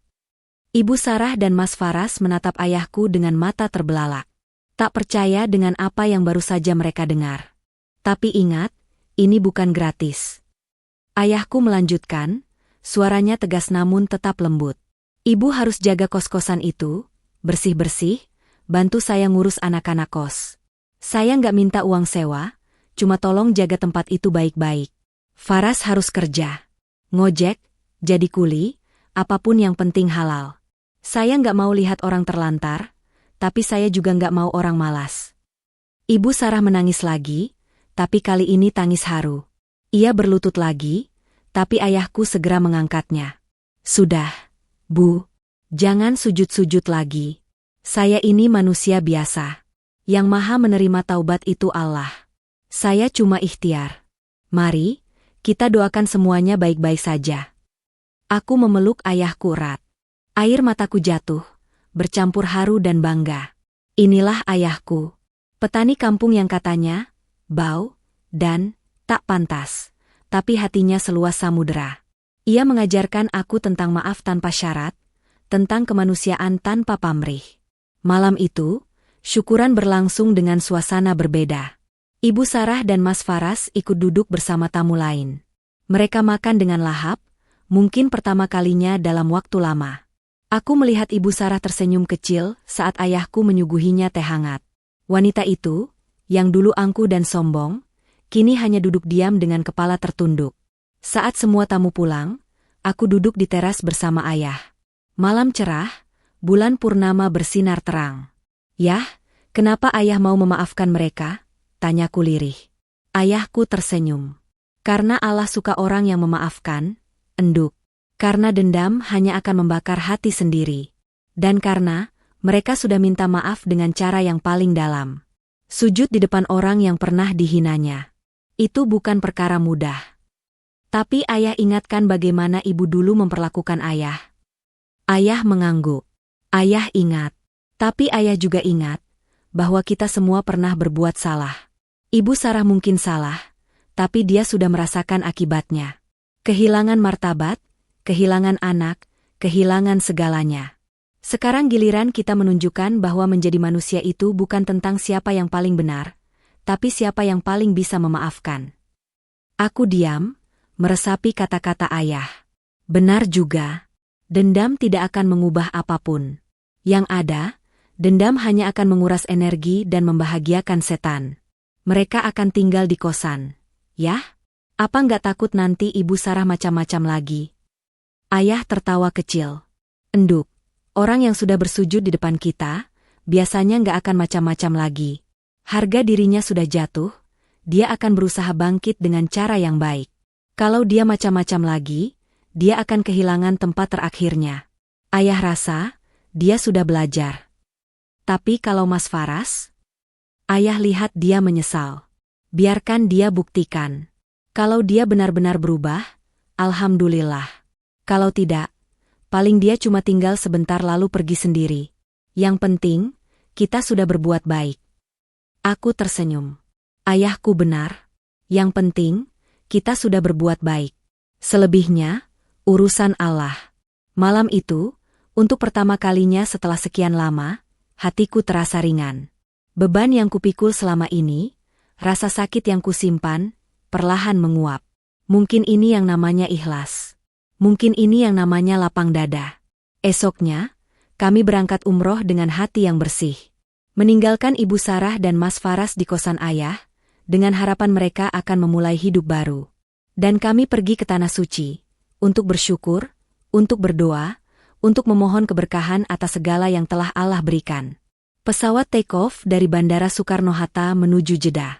Aku duduk di kursi dekat jendela, ayah di sampingku. Masih terbayang jelas kejadian semalam, Ibu Sarah bersujud di depan ayah, tangisnya yang memilukan, dan kelembutan ayah yang memaafkan. Enduk, kamu kenapa melamun terus? Tegur ayah sambil menepuk pundakku. Ah, enggak, yah. Cuma ingat kejadian kemarin. Putri masih nggak nyangka ayah bisa semudah itu memaafkan mereka. Ayahku tersenyum. Enduk, memaafkan itu berat. Tapi menyimpan dendam itu lebih berat. Ayah sudah tua, nggak mau bawa beban ke tanah suci. Lagian, kita ini cuma mau umroh.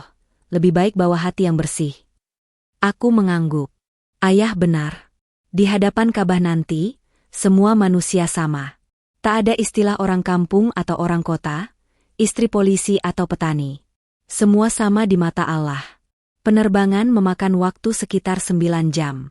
Ayah menghabiskan waktu dengan tidur, membaca doa, dan sesekali mengobrol denganku. Aku senang melihatnya begitu tenang. Wajahnya berseri, matanya berbinar. Ini pertama kalinya ayah keluar negeri, pertama kalinya ia akan menginjakan kaki di tanah suci. Enduk, ayah seneng banget bisa umroh sama kamu. Dulu, waktu kamu kecil, ayah cuma bisa mimpi. Sekarang, alhamdulillah, Allah kasih rezeki.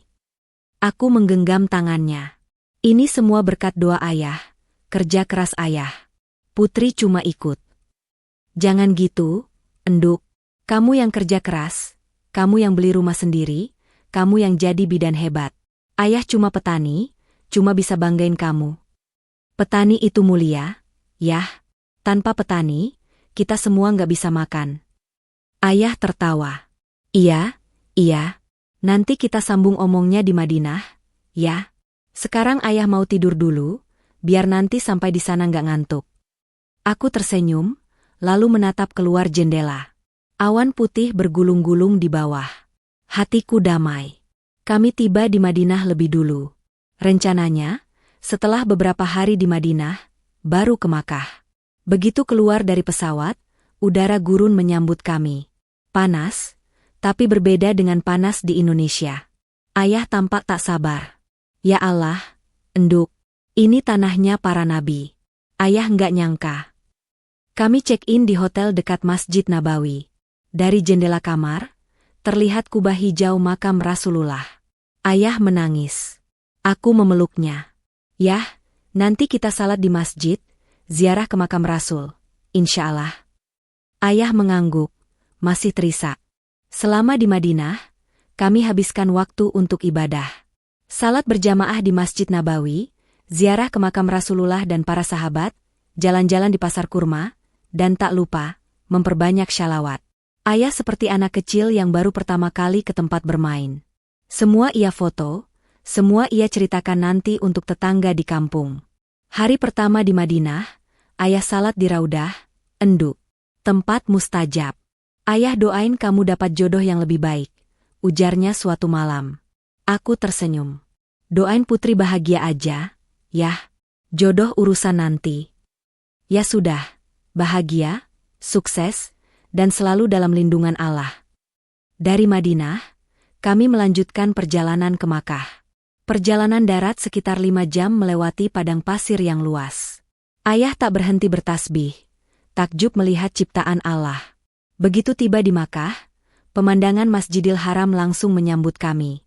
Dari kejauhan, terlihat menara-menara menjulang, dan di dalamnya, Ka'bah yang kami rindukan. Ayah menangis lagi. Aku pun tak kuasa menahan haru. Inilah Baitullah, Enduk. Rumah Allah. Akhirnya ayah bisa ke sini. Kami check-in di hotel dekat Masjidil Haram. Setelah istirahat sejenak, kami langsung menuju masjid untuk umroh. Tawaf, sa'i, tahallul. Semua kulakukan dengan khusyuk, ditemani ayah di sampingku. Saat tawaf, aku memandang Ka'bah dari dekat. Hatiku bergetar. Ya Allah, terima kasih telah mengizinkanku ke sini. Setelah umroh, kami menghabiskan waktu di Makkah selama seminggu. Setiap hari, kami salat 5 waktu berjamaah di Masjidil Haram. Kadang, kami duduk di pelataran masjid sambil membaca Al-Quran. Kadang, kami berkeliling area sekitar, membeli oleh-oleh untuk tetangga dan teman. Suatu malam, setelah salat Isya, kami duduk di pelataran masjid. Hawa sejuk, langit bertabur bintang. Ayah membuka percakapan. Enduk, ayah mau ngomong serius. Apa? Yah. Uang sisa dari jual sawah, masih banyak. Ayah mau beli tanah lagi di dekat kosan, terus bangun lebih banyak kamar. Jadi kosan kita bisa lebih besar, bisa nampung lebih banyak anak kos. Terus, ayah juga mau buka usaha kecil-kecilan, mungkin warung kopi atau laundry. Biar anak-anak kos betah. Aku tersenyum. Wah, ide bagus. Yah, ayah jadi pengusaha properti nih. Ah, jangan gitu. Ayah cuma isi waktu. Daripada di rumah aja, mending produktif. Kamu setuju? Setuju banget. Yah, Putri bantu urus perizinannya nanti. Makasih, Enduk. Ayah seneng punya anak kayak kamu. Esoknya, kami melanjutkan ibadah dengan semangat baru. 7 hari di Makkah, lalu kembali ke Madinah untuk beberapa hari sebelum pulang ke tanah air. Selama di Madinah, kami lebih banyak berziarah ke tempat-tempat bersejarah. Bukit Uhud, Masjid Kuba, Masjid Kiblatain, dan lainnya. Ayah tak henti-hentinya bersyukur. Di malam terakhir sebelum pulang, kami duduk di rooftop hotel sambil memandang Masjid Nabawi. Lampu-lampu masjid berpendar indah, menciptakan suasana damai. Ayah bangga sama kamu. Bukan cuma karena kamu sukses, tapi karena kamu kuat. Kamu bisa bertahan saat dihantam masalah. Kamu nggak pernah ngeluh, nggak pernah menyalahkan takdir. Itu luar biasa, Enduk. Aku terharu. Putri cuma berusaha ikhlas. Yah, semua ini kan ujian. Benar, ujian. Dan kamu lulus. Sekarang, ayah mau kamu janji sama ayah. Janji apa? Yah? Janji buat bahagia. Janji buat terus jadi pribadi yang baik. Janji buat nggak pernah dendam. Dan janji buat selalu dekat sama Allah. Aku memeluk ayah erat. Putri janji. Yah. Putri janji. Esoknya, kami terbang kembali ke Jakarta.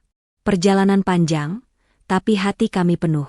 Penuh berkah, penuh hikmah, penuh rasa syukur. Sesampai di Jakarta, kami disambut oleh Mas Faras. Ia sudah menunggu di bandara dengan motor ayah. Wajahnya bersih, rapi, dan tersenyum. Sungguh berbeda dengan saat ia datang ke syukuran dulu. Pak, Put, selamat datang. Gimana umrohnya? Sapa Mas Faras. Alhamdulillah, lancar, Nak. Makasih udah jemput. Jawab ayahku ramah. Aku hanya tersenyum kecil. Masih canggung, tapi setidaknya aku bisa tersenyum. Sepanjang perjalanan pulang, Mas Faras bercerita tentang aktivitasnya. Ia ngojek dari pagi sampai sore. Kadang dapat penumpang banyak, kadang sepi. Tapi ia bersyukur bisa bekerja halal. Ibu Sarah rajin menjaga kosan, membersihkan, dan bahkan mulai akrab dengan anak-anak kos. Ibu masakin mereka kadang-kadang. Katanya kangen masak buat banyak orang. Cerita Mas Faras. Ayahku tertawa.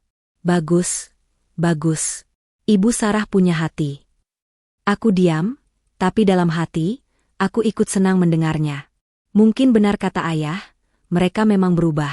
Sesampai di kosan, Ibu Sarah menyambut kami dengan hangat. Pak Karta, Putri, selamat datang. Gimana umrohnya? Cerita dong. Kami duduk di ruang tamu kosan, minum teh hangat buatan Ibu Sarah. Aku perhatikan lingkungan sekitar. Bersih, rapi, dan asri. Tanaman hias di pot berjejer rapi di halaman. Anak-anak kos lalu lalang, menyapa ramah. Ini semua ibu yang rawat, Bu? Tanyaku takjub. Iya, Put. Ibu senang berkebun. Lumayan, bisa buat ngisi waktu. Anak-anak kos juga senang, kata mereka jadi betah di sini. Aku tersenyum. Inilah Ibu Sarah yang dulu tak pernah mau bersentuhan dengan tanah, kini berkebun dengan senang hati. Sungguh perubahan luar biasa. Malam itu, untuk pertama kalinya setelah sekian lama, kami makan malam bersama. Satu meja. Ayahku, aku, Mas Faras, dan Ibu Sarah. Makan malam sederhana dengan lauk seadanya, tapi penuh kehangatan. Tak ada lagi kata, bau, tak ada lagi hinaan, tak ada lagi gengsi. Hanya kebersamaan yang hangat. Aku memandang ayahku yang duduk tenang di kursi. Beliau tersenyum padaku. Matanya berkata, lihat, Enduk, maaf itu indah. Aku tersenyum balik.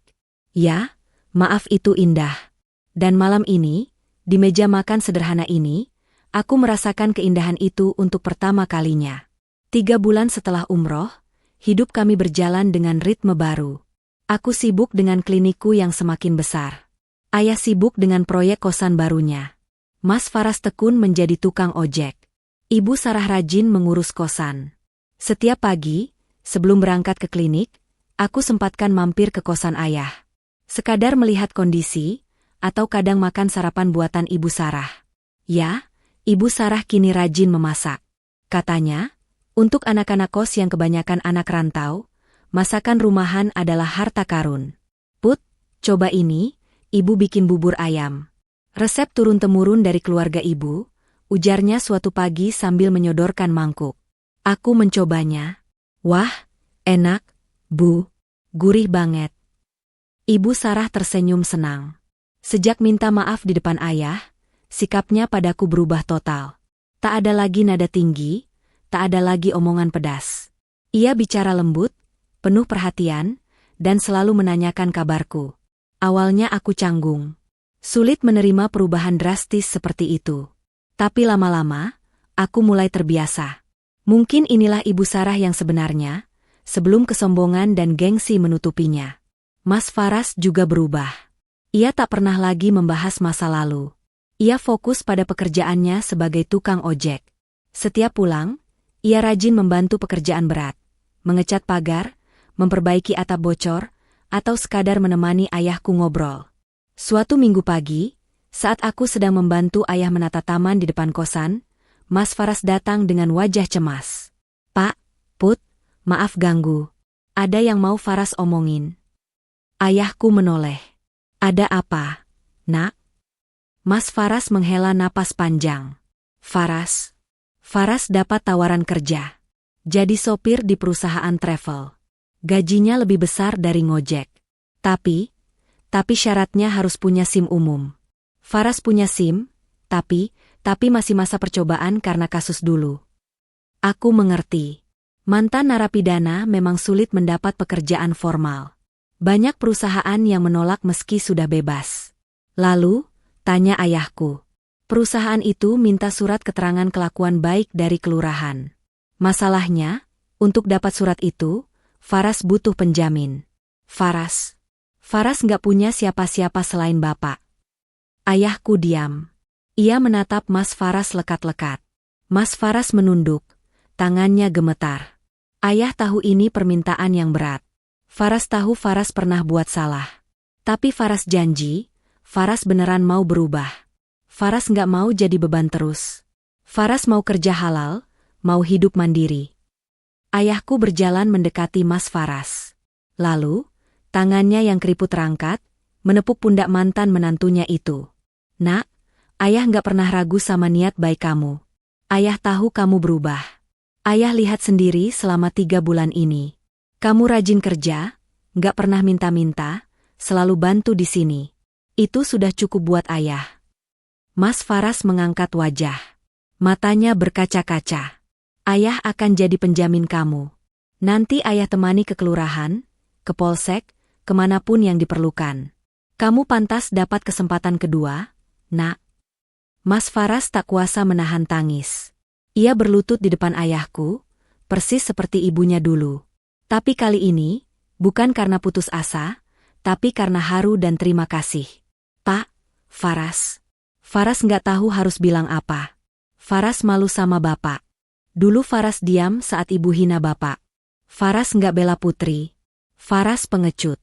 Tapi bapak tetap baik sama Faras. Ayahku membantunya berdiri. Sudah, Nak, lupakan masa lalu. Kita fokus ke depan. Kamu mau kerja, ayah dukung. Yang penting, jangan ulangi kesalahan. Iya, Pak. Faras janji. Aku menyaksikan semua ini dari kejauhan.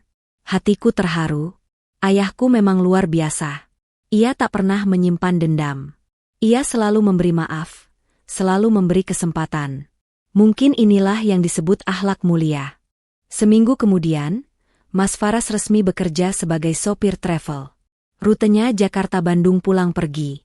Kadang 2 hari sekali, kadang setiap hari. Ia jarang di kosan, tapi setiap pulang, ia selalu menyempatkan mampir ke rumah ayahku atau ke klinikku untuk sekadar menyapa. Put, ini oleh-oleh dari Bandung. Keripik pedas, katanya enak, ujarnya suatu sore sambil menyerahkan bungkusan. Aku menerimanya. Makasih, Mas. Capek? Biasa, Put. Udah biasa. Yang penting berkah. Aku tersenyum. Iya, Mas. Hati-hati di jalan. Hubungan kami memang belum kembali seperti dulu. Mungkin tak akan pernah. Tapi setidaknya, kami bisa bicara tanpa rasa sakit. Setidaknya, kami bisa saling menyapa tanpa canggung. Sementara itu, Ibu Sarah semakin betah di kosan. Ia bahkan mulai dianggap seperti ibu kos oleh anak-anak kos. Setiap hari, ia masak untuk mereka dengan harga murah. Kadang ia juga menjadi tempat curhat bagi anak-anak rantau yang kangen orang tua. Ayahku juga makin betah. Ia sibuk mengurus pembangunan kosan baru di samping kosan lama. 10 kamar tambahan, plus warung kopi kecil-kecilan. Ia merekrut Mas Faras untuk membantu urusan administrasi dan operasional di waktu luangnya. Malam itu, saat berkunjung ke kosan, aku melihat pemandangan yang tak terduga. Ibu Sarah duduk di teras, menangis. Aku hampiri dia. Bu, kenapa? Ibu Sarah mengangkat wajahnya. Matanya sembab. Put, ibu nggak nyangka. Bapakmu itu malaikat, Put. Dulu ibu hina dia, usir dia, bilang dia bau dan gak pantas. Tapi dia baik banget sama ibu dan Faras. Aku duduk di sampingnya. Iya, Bu. Ayahku memang begitu. Beliau gak pernah dendam. Ibu malu, Put. Malu banget. Ibu selama ini sombong, angkuh, ngerasa paling hebat. Padahal ibu cuma istri pensiunan polisi yang gak punya apa-apa. Rumah yang ibu tinggalin dulu itu milik kamu. Ibu gak berhak apa-apa. Sudah, Bu, jangan dipikirkan. Yang penting sekarang ibu sudah berubah. Ibu akan terus berubah, Put. Ibu janji. Ibu juga minta maaf sama kamu. Ibu sadar, selama ini ibu nyusahin kamu. Ibu egois. Ibu minta maaf. Ibu Sarah menangis lagi. Aku memeluknya, untuk pertama kalinya dengan tulus. Sudah, Bu, Putri maafin. Malam itu, di teras kosan sederhana, 2 perempuan yang dulu berseteru kini berpelukan. Di dalam, ayahku dan Mas Faras sedang menghitung stok kopi. Suara tawa mereka terdengar samar. Aku memandang langit malam. Bintang-bintang bertaburan indah. Hatiku damai. Mungkin ini yang disebut takdir. Mungkin ini yang disebut hikmah. Semua yang terjadi, semua air mata, semua sakit hati, membawa kami ke titik ini. Titik di mana kami semua belajar. Tentang kesombongan yang menjatuhkan, tentang kerendahan hati yang mengangkat, tentang maaf yang menyembuhkan. Besok adalah hari baru. Dan aku siap menjalaninya dengan hati yang lapang.